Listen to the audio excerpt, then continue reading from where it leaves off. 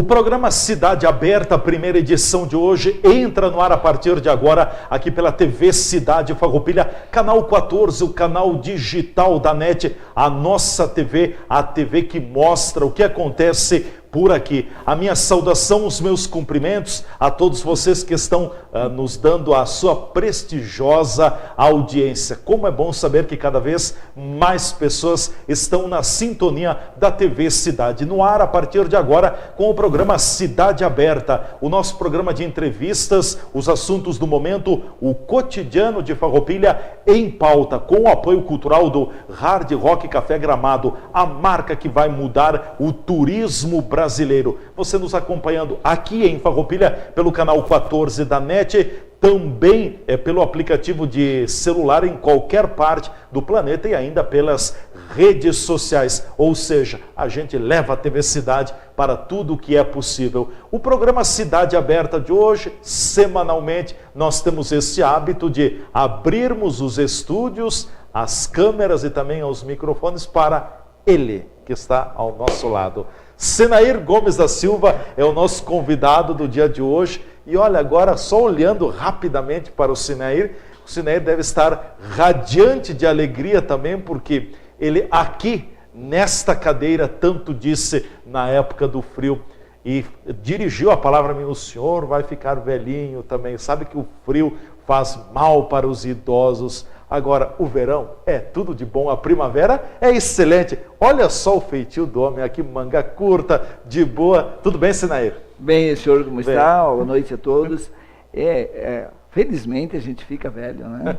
Tem alguns que não conseguem ficar velho, vão antes. Não tem esse privilégio, né? Ainda bem que a estrada é igual para todos. Sim. Uns têm a felicidade, a alegria de chegar mais longe, outros ficam no meio do caminho. Mas eu acho que isso... A vida é um prêmio, acima de tudo, do nosso ser maior, o Criador. E se Ele nos deixar mais tempo, vamos aproveitar. Vamos saber aproveitar estas benesses que o mundo, a vida, os amigos nos proporcionam. Então, voltar aqui é sempre uma alegria. É muito importante encontrar as pessoas que nos assistem na rua e a gente continuar comentando muitos assuntos que se comenta aqui. Com certeza. Sabes que, já que você fala em vida, não estava na pauta isso, mas enfim, é verdade. O que estava na pauta? Alguma coisa está na pauta. Deixa eu botar ele no aperto. Não tem. A pauta está aqui, ó. A pauta está aqui. Eu tenho na pauta. A pauta está aqui dentro. Mas tem muita coisa aqui também. Claro, o jornalista tem que ter pauta na cabeça. É verdade. Senão não é jornalista. Mas é por isso que eu gosto de vir aqui. Não estamos assim, amarrados.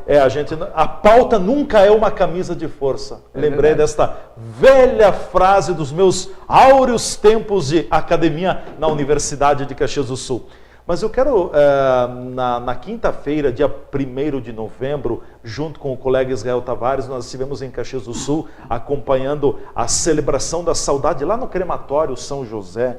Uma missa muito bonita, enfim, que o Grupo L Fórmula, a equipe acabou organizando. E quem celebrou a missa foi o Frei Jaime Bétega.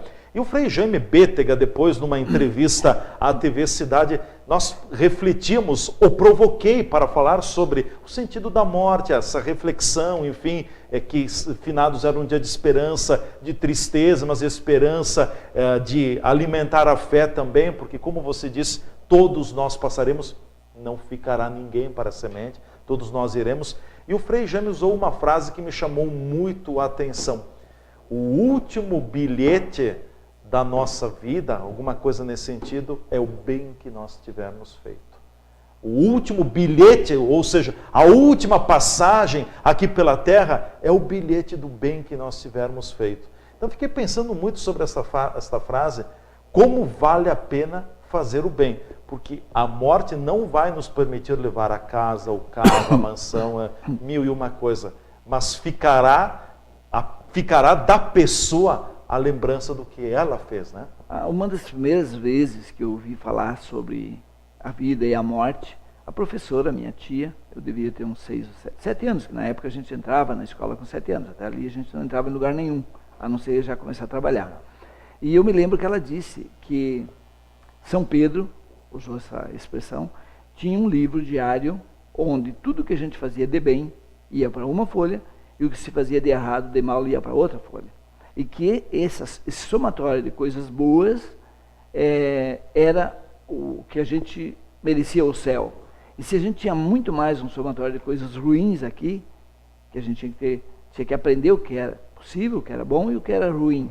E aí ela foi explicando, fazer o mal para as pessoas, fazer o mal para os animais. Isso, tu imagina, há quase 60 anos, ela teve essa percepção de ensinar isso para os alunos dela, que estavam iniciando. E eu nunca mais esqueci que nesse livro diário, o crédito tem que ser bem maior que o débito. Claro. E aí você chega no juízo final, ou quando você vai na ser... prestação de contas. E que bom que você tem uma perspectiva de ter muito mais vida se você pratica muito mais o bem. Isso também é uma perspectiva. Hoje, meio-dia, a minha esposa falando que no Espiritismo, e ela leu muito sobre isso, no Espiritismo eles dizem que a pessoa quando morre ou vai para o céu, ou vai para o inferno, ou vai para o umbral, ou o purgatório, que se chama também na religião católica. E ela disse, a gente tem que rezar muito e mandar muita luz para essas pessoas que morreram de acidente, ou que foram assassinados, ou coisa assim. Porque talvez não estejam preparadas. Não estão preparadas e não estão prontas para ir direto ao céu. Uma simulação. E eu disse, olha, eu não acredito muito nisso por uma questão lógica. Porque se eu estiver aqui, na minha vida, no dia a dia, e fizer muitas coisas ruins, eu contrato alguém para quando eu morrer, ficar o dia todo rezando. Né? Ficar rezando e mandando luz para mim. Então logo eu vou sair do castigo. Da escuridão. Então não é assim. Eu acho que aqui você faz e não tem mais segundo tempo. Essa é uma opinião minha, baseada na lógica. Então eu preciso fazer de qualquer maneira, porque a gente se sente bem. Quem pratica o bem se sente bem. Fazer o bem faz bem. Faz bem. Então eu tenho que fazer, porque me sinto bem, gosto, cada vez através da palavra, através de um conselho que não se dá, mas se de uma sugere, roda de amigos, enfim.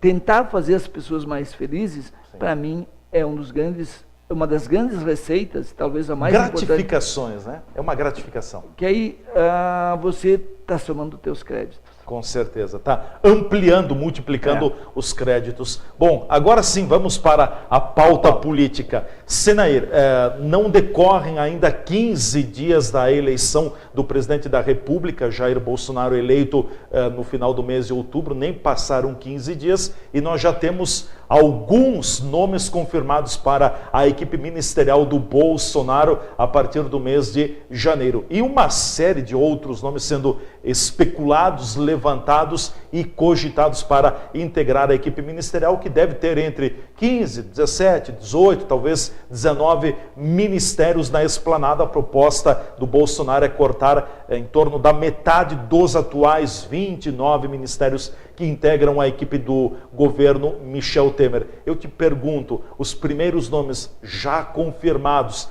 para a equipe ministerial do Bolsonaro, te animam? Eu penso que do jeito que está indo, está se pensando em super-ministérios e super-homens para administrar, para dirigir esses ministérios. Eu fico com cada vez mais expectativa, porque eu quero só fazer um parênteses na tua pergunta, de dizer assim, eu fui votar no segundo turno, eu não vim na TV no segundo turno de preto, mas eu fui votar de preto. Primeiro turno fui de amarelo, que era, vamos dizer assim, mostrar que o Brasil estava próximo de uma grande mudança e que deveria acontecer. E depois eu fui para casa e fiquei refletindo. Eu nunca imaginei, e disse isso há um ano atrás, eu estou apenas repetindo o que eu falei, que depois de 50 anos acompanhando a política, eu teria dois candidatos tão ruins. O Haddad e o Bolsonaro. E o Bolsonaro. Na minha avaliação, me desculpa quem fez campanha, entre o Haddad e o Bolsonaro, com certeza absoluta, o Bolsonaro. Mas não é o meu candidato e não é o candidato de muita gente que votou nele. Isso tem que lembrar. Se nós tivéssemos, no segundo turno, outros dois candidatos, que houve uma polarização, e aí, o que nós brasileiros enxergamos? Não foi só eu. Nós enxergamos que o único candidato capaz de tirar tudo isso que está aí, que não nos serve, comprovadamente não nos serve mais, nós fomos enganados e agora caímos na real, caiu a ficha, o único capaz de, pelo jeito que trouxe a campanha, varrer essa sujeira, seria Bolsonaro. Seria Bolsonaro. Então foi uma escolha. Agora, eu pergunto agora, não depois eu volto ao Ministério, mas assim, quais são as possibilidades de um presidente, se ele concentrar um pouco nele, na pessoa dele, decisões econômicas, políticas, sociais, internacionais, qual é o seu preparo? Qual é o seu currículo? Qual é a sua estrutura de presidente? Qual vai ser o seu comportamento enquanto um estadista que representa a 8ª economia do mundo e 207 milhões de brasileiros? Isso me preocupa, porque o Lula fez muita bobagem, a Dilma só falava bobagem, e agora vem um Bolsonaro que, olha o vocabulário que ele usou até hoje. Então ele terá que mudar muito. Será que ele está disposto a mudar o suficiente para que a gente tenha um presidente à altura do que o Brasil precisa neste momento? Seria um presidente, depois a gente volta à questão ministerial, seria um presidente, como você já tem dito aqui, que tivesse mais o preparo da liturgia do cargo. Hoje, de todos os candidatos, eu olho para o Alckmin. O Alckmin é um cara sereno, um cara que já tem uma certa experiência, muita experiência. Teria a liturgia, ou seria o que mais teria a liturgia do cargo? O que mais teria a consciência do cargo, até porque ele já passou de prefeito de São Paulo também. Governador várias vezes. Então, assim, seria o mais preparado. Agora, se ele ganha essa eleição, por exemplo, isso é bom deixar bem claro, se ele vai ganhar essa eleição, tudo continua como está. Tudo continua, e não nos serve o que está. Então a única pessoa hoje preparada para desmanchar o que foi de errado seria Bolsonaro. Se vai fazer, aí já é outra coisa. Mas o ministério, até hoje, já nominado, é muito bom. Surpreende pela qualidade. Se essas não pessoas... qualidade política, não, qualidade técnica. E é isso que nós precisamos neste momento. E despetizar todos os órgãos públicos, principalmente o Ministério da Educação, as universidades federais. Temos que dar um jeito nessa pouca vergonha que se instalou, principalmente nas universidades federais. Você fala em despetizar a estrutura do governo, faz menção à questão do Ministério da Educação. Além do Ministério da Educação, tem que despetizar todo o governo hoje, ainda nas mãos do Michel Temer, está petizado? Está petizado e esquerdizado. Então nós temos que fazer uma recuperação. A própria ministra, ex-ministra, ministra, que foi presidente do Supremo, ministra Carmen Lúcia, ela disse que nós vamos ter um governo conservador. Mas que bom que vem, porque os avanços que foram feitos governo perigosamente conservador. Se isso vai acontecer, eu vou bater palma, porque chega desses avanços errados que nós tivemos. Leiam, por favor, leiam a prova do Enem. A prova do Enem. Vamos falar mais sobre a prova do Enem no decorrer do programa. Vamos para o nosso espaço de apoiadores. A gente volta em seguida com a continuidade do programa Cidade Aberta. Hoje conversando com o empresário Senair Gomes da Silva aqui na TV Cidade.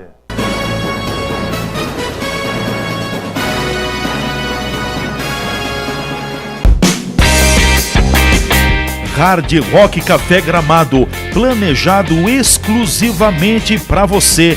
O mais importante empreendimento turístico do estado está em Gramado, com várias atrações, loja de souvenir, pub, restaurante temático, centro de eventos, cozinha internacional e a mais importante memorabilia do mundo. Hard Rock Café Gramado, a marca que vai mudar o turismo brasileiro.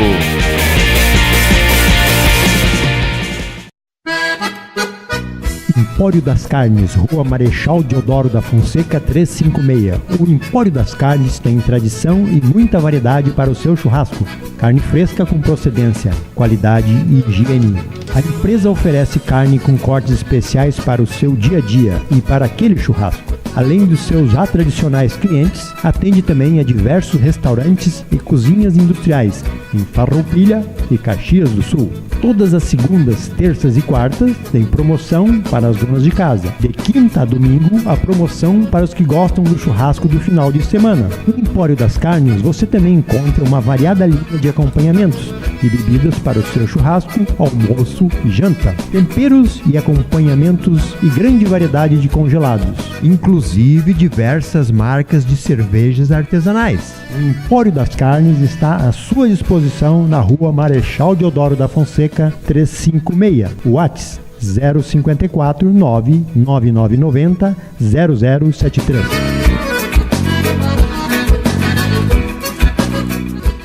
Consultório dentário do Dr. Gelson Bregolin atende em todas as áreas da odontologia, na restauração da estética dentária, aparelhos ortodônticos, tratamentos gengivais, nas próteses em geral, implantes, nas cirurgias corretivas, clareamentos, limpeza da placa bacteriana. Experiência de 30 anos, onde atua juntamente com uma equipe de profissionais de alta capacitação, experiência e competência em todos os trabalhos. Agende sua consulta periodicamente e mantenha seus dentes fortes, saudáveis e seu sorriso bonito. Atendimento personalizado é no consultório dentário do Dr. Gelson Bregolin, Rua Pinheiro Machado, 195, sala 304, fone 3261 3331.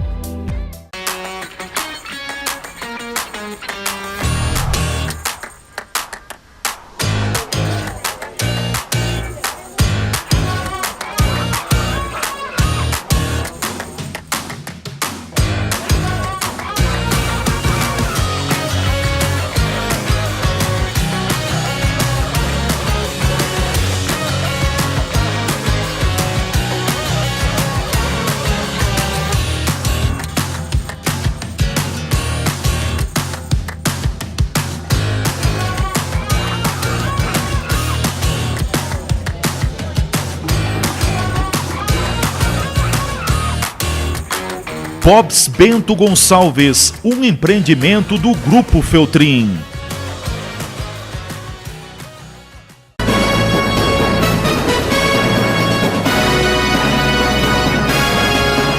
O programa Cidade Aberta já está de volta aqui pela TV Cidade Farroupilha, canal 14, o canal digital da NET, a nossa TV. O que é daqui, você vê por aqui, no ar com o apoio cultural do Bob's Iguatemi Caxias. Ali na praça de alimentação do Iguatemi Caxias tem o Bob's, com todo aquele portfólio de produtos na alimentação, aquele lanche rápido e, claro, o grande destaque é o hambúrguer. Passe lá você também, é mais um empreendimento do Grupo Feltrin. Nosso convidado no dia de hoje é o empresário Senair Gomes da Silva, que está aqui nos estúdios da TV Cidade. Senair, voltando à questão da composição da equipe ministerial do presidente Jair Bolsonaro, um dos primeiros nomes a serem confirmados foi do economista Paulo Guedes, que assumirá o Superministério da Economia, Fazenda, Planejamento, Indústria e Comércio, 3 pastas unificadas numa única pasta. Depois veio a confirmação também do general Heleno, mais adiante também, na semana passada, do juiz federal Sérgio Moro para comandar o também Superministério da Justiça e da Segurança. Mas eu queria começar com o Paulo Guedes. O Paulo Guedes tem falado economicamente, ele tem propostas atraentes e capazes de reativar a economia brasileira? Hoje, o Paulo Guedes é quase unanimidade. O problema que se criou na mídia foi que o Bolsonaro não é um privatista, que ele era um homem mais identificado com o estatismo. Sim. Isso saiu na imprensa e é só pesquisar os discursos dele. Ele nunca foi um privatista, sempre foi um estatista. Então, o Paulo Guedes é diferente, é um liberal e tem a admiração do mercado.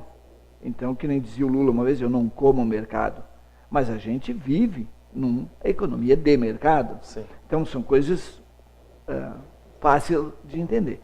O que acontece? O Paulo Guedes vai ser o posto Ipiranga do Bolsonaro. Qualquer coisa, manda lá no posto Ipiranga. O Paulo Guedes é que vai resolver. Só que com esse super ministério vai ficar enorme a máquina circulando o Paulo Guedes. Aí que vem o detalhe da escolha do segundo, terceiro escalão e o quarto escalão, porque num ministério desse tamanho precisa muita gente trabalhando nele. Veja que o Banco Central tem autonomia, mas de alguma forma tem que falar a mesma língua, ou uma língua muito parecida. O Banco Central, a Caixa Econômica, o Banco do Brasil, BNDES, faz parte de tudo isso. faz parte, depende de tudo isso. Então, Paulo Guedes, na minha avaliação, depende mais de uma equipe que será formada por ele, o Brasil fazer as reformas que tem que ser feitas, privatizar aquilo que tem que ser privatizado, enxugar o governo, mas e aí vem a pergunta, enxugar como?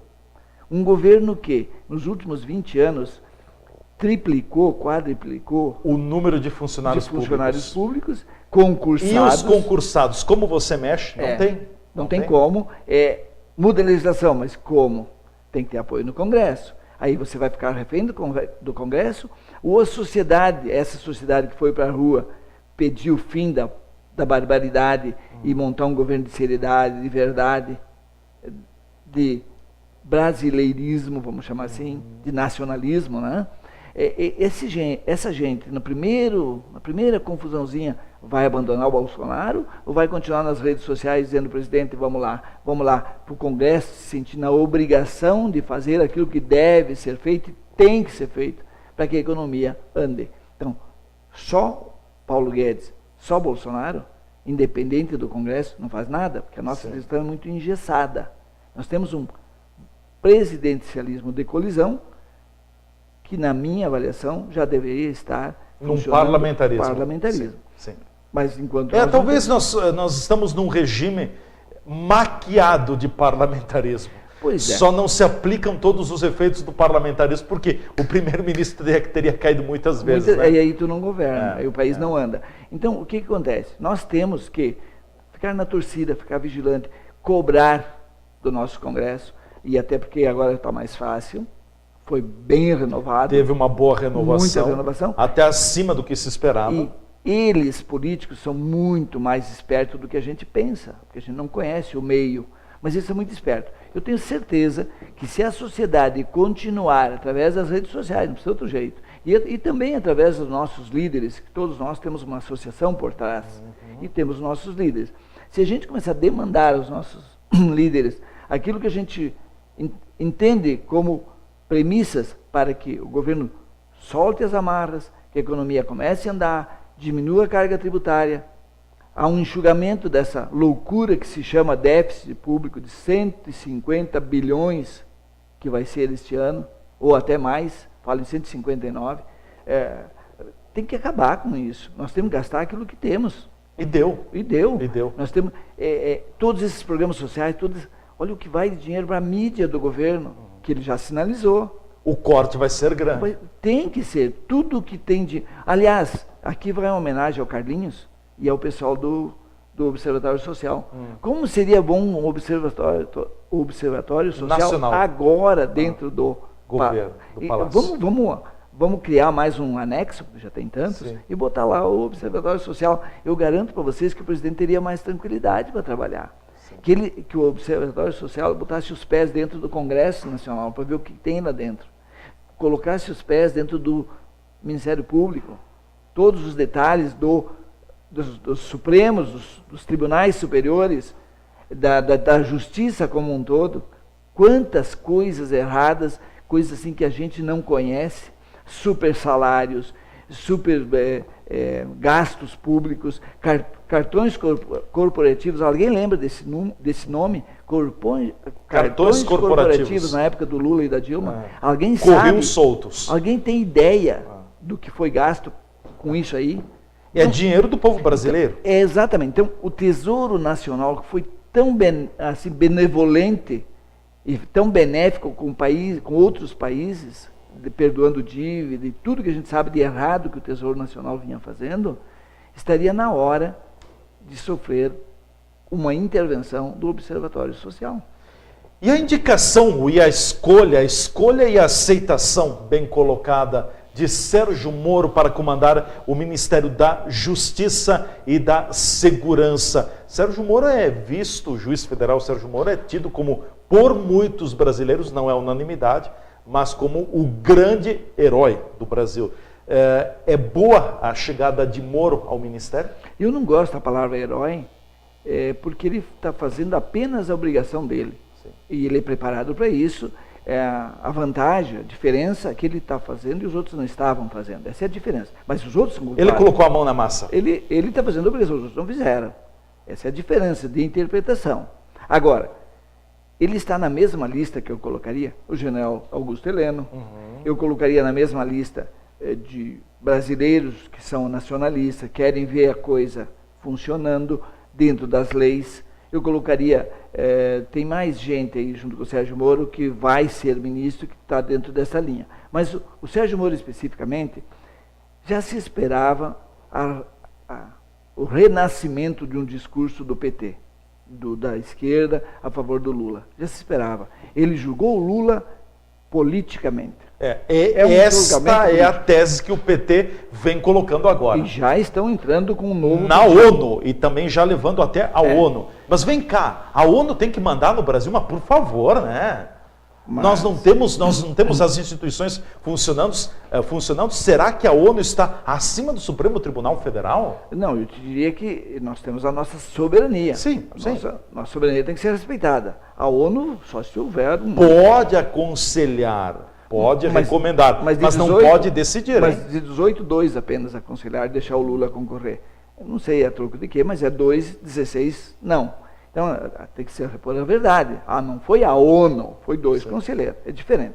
Mas, repondo a verdade, o Sérgio Moro julgou Lula dentro das provas que foram produzidas pela Lava Jato, pela Polícia Federal, pelo Ministério Público. Juntando tudo isso, ele deu uma condenação, vamos dizer, entraram com recurso no TRF4 aqui de Porto Alegre, que é a segunda instância, argumentaram tudo o contrário do que decidiu o Sérgio Moro.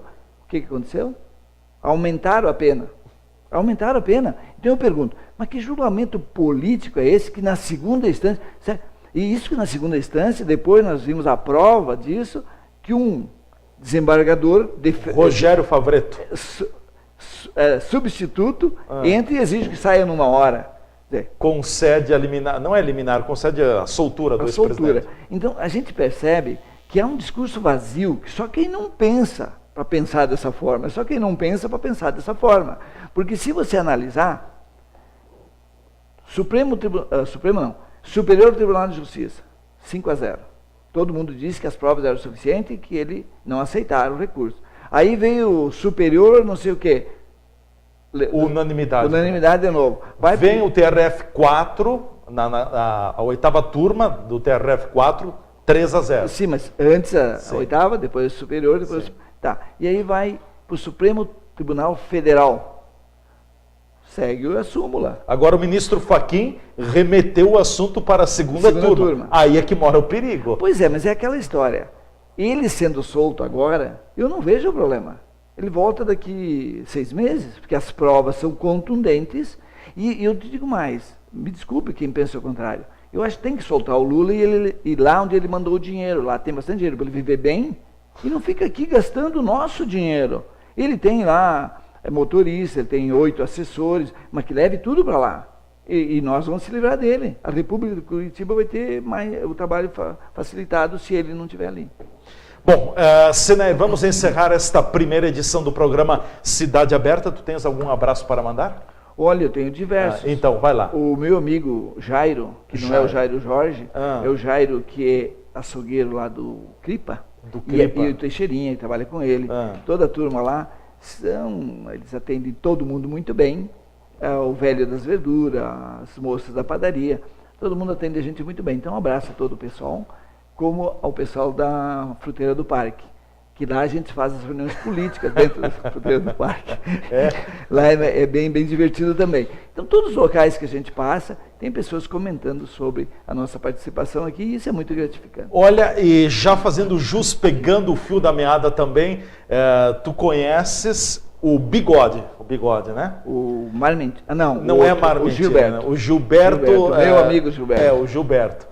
O Gilberto, me encontrei com o Gilberto agora vou entregar o jogo aqui. Ele tá grandinho ainda?